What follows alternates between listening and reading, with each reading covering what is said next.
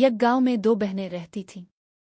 ایک کا نام فاطمہ تھا جو بہت مہربان اور ایماندار تھی، جبکہ دوسری بہن زینب بہت لالچی اور خود غرض تھی۔ ایک دن فاطمہ نے جنگل سے لکڑیاں کاٹ کر لانے کے دوران ایک زخمی پرندہ دیکھا۔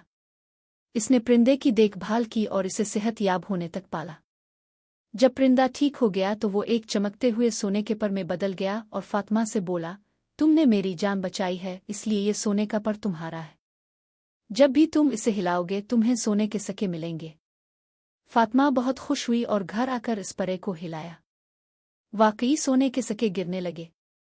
اس نے غریبوں میں یہ سکے باندھ دیے اور اپنی بہن کو بھی کچھ دیے۔ لیکن لالچی زینب نے یہ دیکھ کر پرے کو چرا لیا اور خود ہلانے لگی۔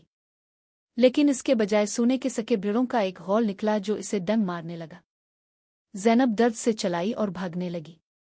فاطمہ نے اسے بچایا اور پرندے سے معافی مانگی۔